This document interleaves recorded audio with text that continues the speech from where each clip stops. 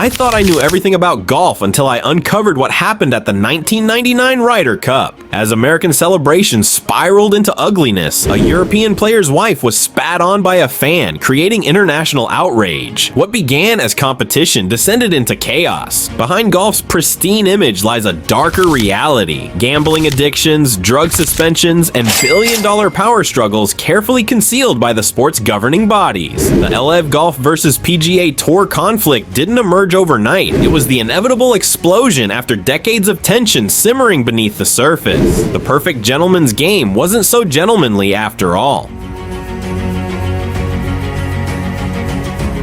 Ever wonder what happens when the cameras stop rolling at golf tournaments? The pristine fairways and polite applause hide a world most fans never see. For decades, golf has maintained this carefully cultivated image of sophistication and honor. It's the sport where players call penalties on themselves, where spectators maintain respectful silence during shots, and where gentlemanly conduct seems woven into the very fabric of the game. But beneath this polished veneer lies a darker reality that the golf establishment has worked tirelessly to conceal. The cracks in golf's pristine image became impossible to ignore during the infamous 1999 Ryder Cup. This tournament marked the moment when golf's carefully constructed facade began to crumble before the world's eyes. The event that would become known as the Battle of Brookline started as a competition between the best American and European golfers. But as the pressure mounted, something shifted in the atmosphere. American players, desperate for victory after years of European dominance, began actively encouraging the home crowd to abandon golf's traditional decorum. The result was unlike anything the sport had seen before. Throughout the three-day competition, American fans transformed from polite golf spectators into what many European players described as an unruly mob. The gallery hurled insults at European players during their backswings, cheered missed putts, and created an atmosphere that felt more like a football stadium than a golf course. The traditional respect that had defined the sport for generations evaporated in the heat of national pride. As the final day's singles matches unfolded, the American team mounted a dramatic comeback. The tension reached its breaking point on the 17th hole during the critical match between Justin Leonard and Jose Maria Olazabal. When Leonard sank a massive 45-foot putt, pandemonium erupted. American players, caddies, wives, and officials stormed across the green in wild celebration, while Olazabal still needed to attempt his own putt to keep European hopes alive. The European player stood patiently for an excruciating 8 minutes, waiting for the crowd to settle. The footage of Olazabal standing alone amid the chaos became one of golf's most uncomfortable images, a stark contrast to the sportsmanship the game had always claimed to uphold. The hostility wasn't limited to the players on the course. In one particularly shocking incident, the wife of a European player reportedly endured being spat on by an American fan while simply trying to support her husband. This wasn't just poor sportsmanship, it was a complete breakdown of basic human decency. In the aftermath, European captain Mark James didn't mince words. He described the events as the most disgraceful and disgusting day in the history of professional golf. His statement was a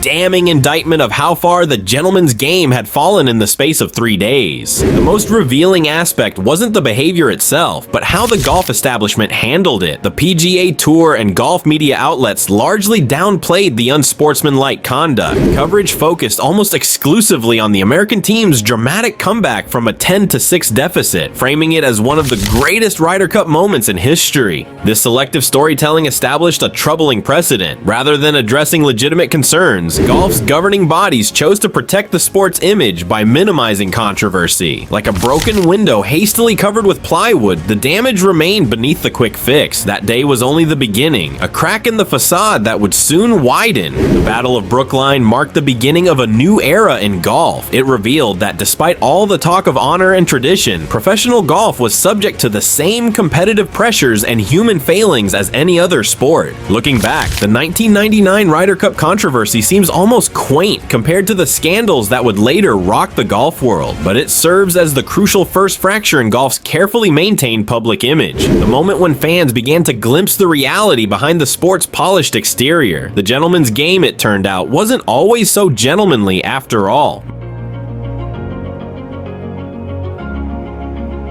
The gentleman's game had shown its ugly side in public, but Phil Mickelson's private troubles were threatening to destroy one of golf's most celebrated careers. Behind that million-dollar smile and beloved everyman image lurked a secret addiction so severe it would lead one of the sport's greatest champions to the edge of criminal prosecution. Off the fairways where he'd built his storied career, Mickelson was playing a far more dangerous game. While fans applauded his risk-taking approach on the course, they couldn't see how those same tendencies had created a quicksand of addiction off it. Each bet was meant to be the one that pulled him back to solid ground, but instead, he only sank deeper. His gambling addiction had become a private torment masked by public victory celebrations. Between 2010 and 2014, as Mickelson continued collecting trophies and endorsements, his finances told a different story. The scale of his gambling losses during this period was staggering. Over $40 million vanished as his addiction deepened. That's more than most professional golfers earn in their entire careers. Imagine winning major championships while secretly watching your fortune crumble away like sand traps collapsing under heavy rain. With massive gambling debts piling up, Mickelson grew desperate. In 2010, he made a decision that would later attract unwanted attention from federal authorities, transferring several $millions into an offshore account to settle his gambling obligations.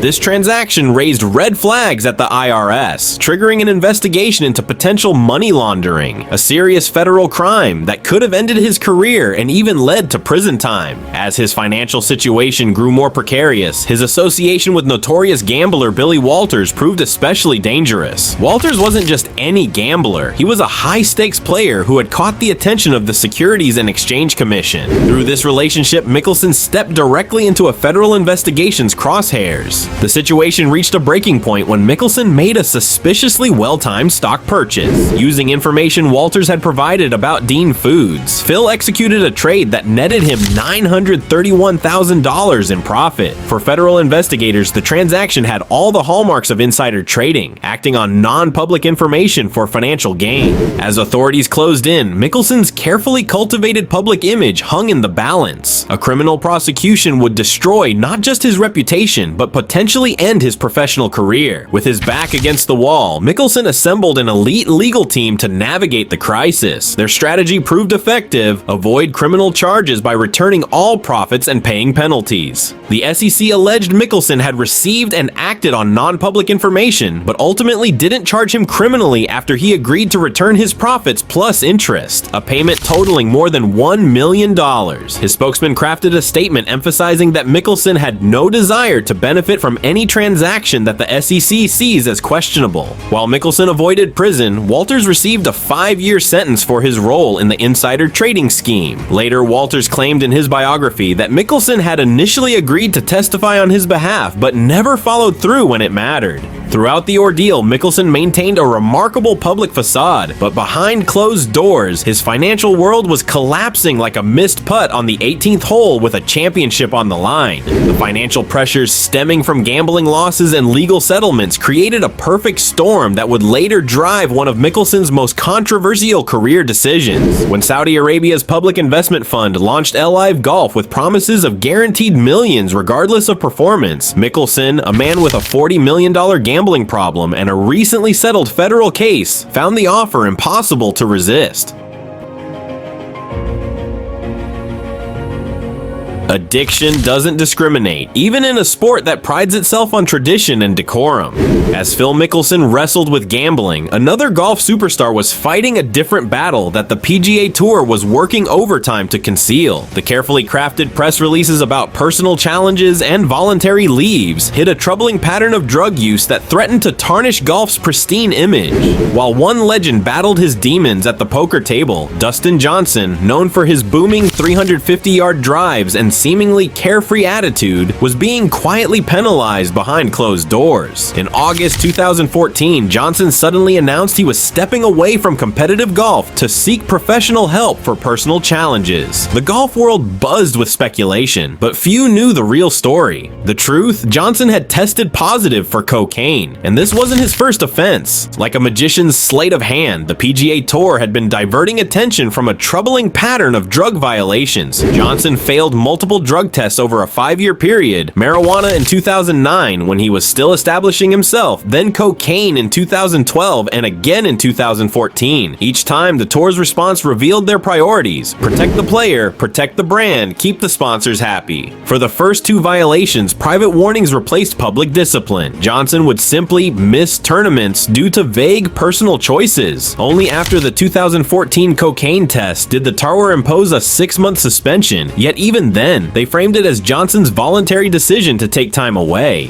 Rick Riley, one of golf's most outspoken journalists, famously described Johnson during this period with a cutting observation: Johnson is so dense that light bends around him. It was a brutal assessment of how self-destructive choices nearly derailed what should have been a straightforward path to golfing greatness. This cover-up stands in stark contrast to the PGA Tour's carefully cultivated image. While other major sports leagues evolved toward transparency with player discipline and substance abuse issues, golf remained stuck in an earlier era, one where gentlemen's agreements settled uncomfortable matters away from public view. By January 2015, when Johnson prepared to return to competition, social media speculation forced him to address the rumors. He downplayed drugs, claiming they didn't really have a role in my life, and instead pointed to excessive drinking as his primary issue. The PGA Tour's approach to handling misconduct differed dramatically from other sports. Their drug testing policies were less stringent, and their commitment to transparency practically non-existent. In most professional sports, 3 failed drug tests would trigger automatic suspensions with public announcements. In golf, it warranted only whispers until the situation became untenable.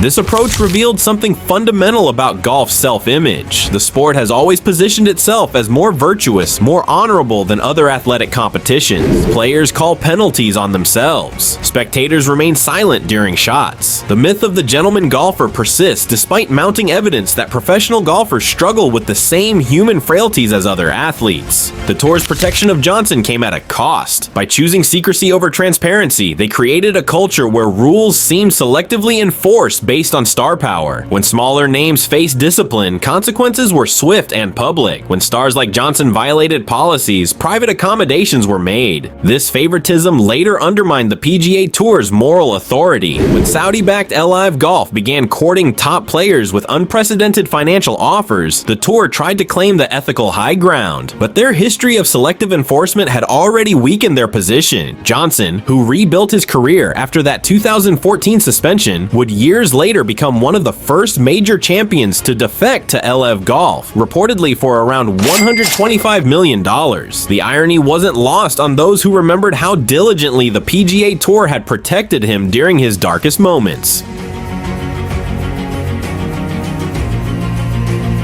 While some golfers hide their demons behind a polished public image, John Daly's struggles played out in plain sight. In fact, those $125 million LIV golf contracts look almost quaint compared to what Long John could blow through during a single casino visit. The man once lost $1.2 million in just 60 minutes, a rate of financial self-destruction that would make even Vegas high rollers wince. Daly stormed onto the PGA Tour as golf's anti-hero, a chain-smoking, Diet Coke guzzling everyman who launched golf balls into another zip code. With his grip it and rip it philosophy, he captured the 1991 PGA Championship as the 9th alternate, transforming overnight from unknown qualifier to major champion. Fans embraced his authenticity in a sport often criticized for its stuffiness. The same impulsive nature that made Daly fearless on the course proved dangerous away from it. His gambling addiction began simply. As a young pro, he'd make small wagers with club members who didn't recognize him, creating easy paydays when these unsuspecting amateurs discovered they'd just lost to a tour player. These hustle games provided a rush that eventually snowballed into something darker. As Daly's tournament earnings grew, so did his appetite for risk. Small stakes games against weekend hackers evolved into marathon sessions at high-limit tables.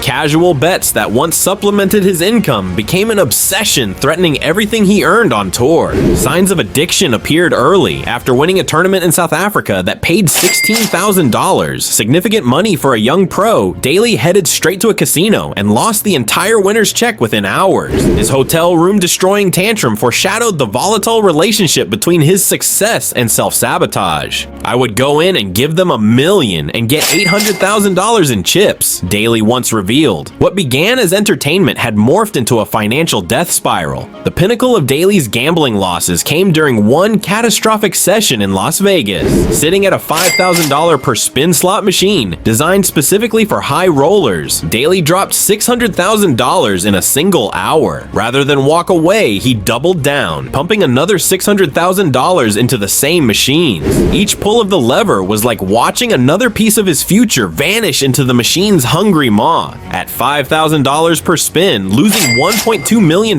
means Daly pulled that lever 240 times and walked away empty-handed. That works out to 4 devastating spins every minute for an hour straight. Just the mechanical, repetitive action of financial self-immolation. The gambling addiction poisoned his personal life through 4 marriages. During one blow-up with his 4th wife, Daly had just won over $50,000 at a casino. When she confronted him about his gambling, he threw the entire stack of cash into a river, telling her if she wanted his money so badly, she could fish it out herself. Dollar bills floating downstream became the perfect metaphor for his vanishing fortune. By his own admission, Daly's lifetime gambling losses exceed $50 million, more than his entire career earnings from golf. The addiction transformed what should have been a legendary career into a cautionary tale. His 2 major championships secured his place in golf history, but imagine what might have been without the financial and emotional drain of his gambling habit. And what makes Daly's story particularly compelling is his transparency. Unlike other athletes who carefully construct their public images, Daly's willingness to discuss his gambling problems openly provides a rare glimpse into addiction's grip on an elite athlete. His honesty serves both as a warning to others and as a humanizing element that endears him to fans who see in Daly's struggles a reflection of their own battles with personal demons.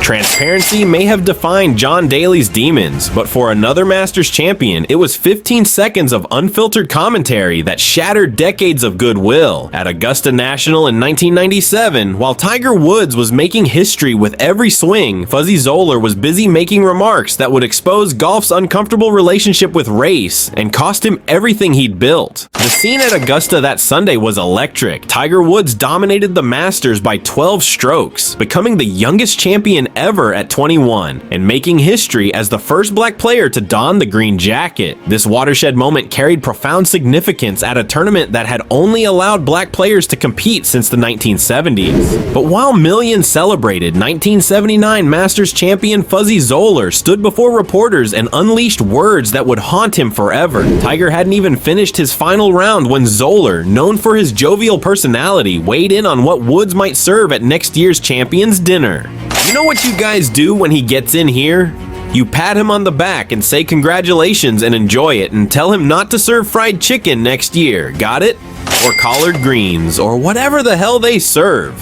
The comment, delivered with a smile and seemingly intended as humor, landed like a grenade in the golf world. In an instant, a joke became the spark that ignited widespread condemnation. Zoeller invoked racist stereotypes that had plagued black Americans for generations, while Woods was still on the course completing his groundbreaking victory. For a sport already struggling with its history of exclusion, Zoeller's words confirmed suspicions about golf's country club culture. The fallout was swift and devastating. Kmart severs ties with golfer over racial comments, read headlines across the country. His primary sponsor terminated their relationship immediately. Other endorsement deals vanished overnight. A career built over decades crumbled in 15 seconds of thoughtless commentary. The financial impact ran into millions, but the damage to Zoeller's reputation proved immeasurable. The incident exposed the thin veneer of propriety in professional golf, a sport that prided itself on etiquette and gentlemanly behavior, revealed its true nature when the cameras kept rolling a moment too long. Those 15 seconds exposed more about golf's culture than hours of carefully crafted public relations messaging ever could.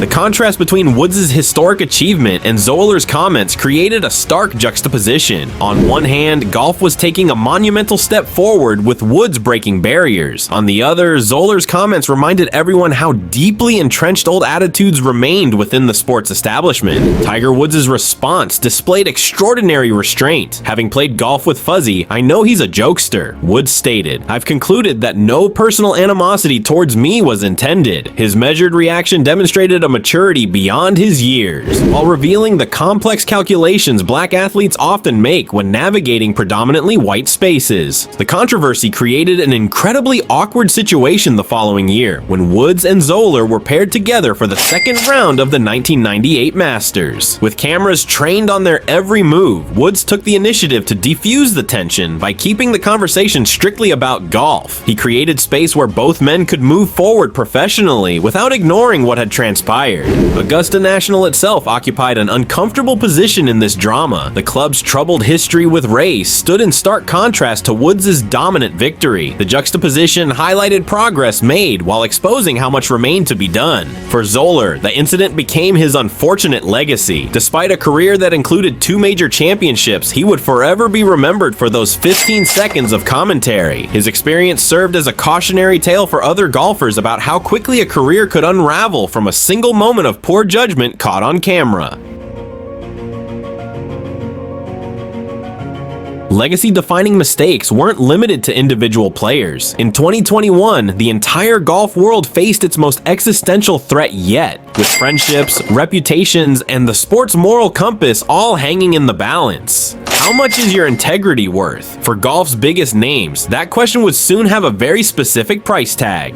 What began as whispers among golf's elite quickly materialized into the sport's biggest power struggle in decades. The Saudi Public Investment Fund launched LIV Golf with a staggering $2 billion initial investment, creating a direct challenge to the PGA Tour's decades-long dominance of professional golf. The Saudi money approached players with a tidal wave of cash that washed away long-held loyalties. While PGA Tour players competed weekly for performance-based paydays, LIV Golf offered life-changing guaranteed contracts, shorter tournaments, team formats, and a competitive structure without cuts. These benefits provided the financial security that the traditional tour never offered. For players who'd spent careers worrying about making cuts to cover expenses, the proposition was tantalizing. But could a paycheck truly wash away moral concerns? The Saudi regime's human rights record included the brutal murder of journalist Jamal Khashoggi, oppression of women, and criminalization of LGBTQ+ individuals. Critics quickly labeled LIV Golf as sports washing, using athletics to clean up a tarnished international reputation. Phil Mickelson embodied this moral conflict most visibly. Behind his carefully crafted public image, Mickelson wrestled with his conscience. In a candid moment, he admitted to author Alan Shipnuck that he recognized the Saudi regime's troubling history, referring to them as scary mother fateers. Yet he signed for a reported $200 million, a decision that revealed how financial gravity could overpower principles, especially for a man with significant gambling debts. Other stars followed, with Dustin Johnson, Brooks Koepka, and Bryson DeChambeau all accepting 9-figure deals. The exodus created an unprecedented identity crisis in professional golf. Players who had competed alongside each other for years suddenly found themselves on opposite sides of an increasingly bitter divide. The PGA Tour responded swiftly. Commissioner Jay Monahan issued suspensions to all players who joined the rival league, forcing them to resign their tour memberships. Professional disagreements between colleagues devolved into personal animosity. Longtime friendships disintegrated as players chose sides in golf's new civil war. Rory McIlroy emerged as the PGA Tour's most passionate defender. The Northern Irishman became increasingly vocal in his criticism of former colleagues. "I just can't understand how you can do that to the people who have helped you get to this position," McIlroy said, refusing to hide his sense of betrayal. He accused defectors of taking the easy way out, suggesting they sacrifice competitive integrity for financial gain. The conflict revealed deeper truths about professional golf. For decades, the PGA Tour had operated with players as independent contractors without guaranteed income. Tournament purses, while substantial, paled compared to what other major sports offered their athletes. 54 Golf exposed this vulnerability by offering players financial certainty regardless of performance. The battle lines extended to broadcasters, sponsors, and fans. Golf media personalities felt pressured to pick sides, with some defending traditional values while others questioned whether the PGA Tour had taken its players for granted. Major companies had to decide whether to maintain relationships with LIV players, balancing moral considerations against marketing potential. The public reaction proved equally divided. Many longtime golf fans expressed outrage at players accepting blood money, while others questioned the selective moral outrage in a sport with existing relationships to countries having questionable human rights records. At majors where players from both tours competed, the tension was palpable. Former Ryder Cup teammates barely acknowledged one another. Press conferences became minefields as journalists pressed players about their decisions. The unity that had defined professional golf for generations had splintered, possibly beyond repair. While players from opposing tours avoided eye contact at majors behind closed doors, their bosses were secretly negotiating the most controversial deal in golf history. How could Jay Monahan, who had spent months painting Saudi money as morally tainted, suddenly announce a partnership with the very regime he'd condemned? What did that reveal about where power truly resides in professional sports? June 6, 2023 began like any ordinary Tuesday in the golf world. Players practiced their swings, fans debated upcoming tournaments, and the bitter rivalry between the PGA Tour and Saudi-backed LIV Golf seemed permanently entrenched. The golf landscape appeared stable, defined by its clear battle lines, until everything suddenly changed. Without warning, a bombshell announcement shattered the sport's foundations. PGA Tour Commissioner Jay Monahan appeared on CNBC alongside Yasir Al-Rumayyan, governor of Saudi Arabia's public investment fund. The bitter enemies now sat shoulder to shoulder, unveiling a framework agreement that would merge their competing organizations into a single commercial entity. For players who had declined lucrative LIV offers out of loyalty to the PGA Tour, the announcement landed like a betrayal. No one embodied this sentiment more than Rory McIlroy, who had transformed himself into the tour's most vocal defender through countless contentious press conferences. "I feel like a sacrificial lamb," McIlroy confessed, the pain evident in his voice. "I've been defending the tour and carrying their banner for 2 years, and then to have this happen, I just can't believe it. I feel like I've been used." The timing created a perfect storm of irony. Just days before the merger, McIlroy had engaged in yet another heated media exchange defending the tour's position. Now, the same commissioner who questioned how players could look at themselves in the mirror after taking Saudi money declared with remarkable composure, "This is a historic day for the game we all know and love." The framework agreement handed the PIF significant control over professional golf's commercial operations, effectively rewarding their disruptive tactics with exactly what they'd wanted all along: legitimacy within golf's power structure and influence over its future direction. Meanwhile, LIV Golf's early defectors watched the chaos unfold from positions of unexpected vindication. Phil Mickelson, Dustin Johnson, and Brooks Koepka had secured generational wealth through guaranteed contracts worth hundreds of millions, and now, rather than remaining outcasts, they would be reintegrated into golf's mainstream. Their controversial gamble had paid off spectacularly. The secretive nature of the negotiations added fuel to the growing outrage. Reports revealed that only a small handful of PGA Tour officials knew about the discussions before the announcement. The 11-person PGA Tour Policy Board, including player representatives like Patrick Cantlay and Webb Simpson, had been kept entirely in the dark. Even Tiger Woods discovered the merger through media reports alongside everyone else. The backlash spread rapidly across every corner of the golf world. Fans who had embraced the tour's moral arguments against Saudi involvement felt deceived. Sponsors questioned their continued association with an organization that had so dramatically reversed course. The controversy reached such proportions that the United States Senate launched an investigation demanding documents related to the agreement and expressing concerns about foreign influence in American sports. When pressed to explain his complete reversal during a players-only meeting, Monahan reportedly appeared physically ill and struggled to provide satisfactory answers. One anonymous player described the atmosphere as intense and heated, with many questioning whether Monahan could continue as commissioner given the trust he had broken.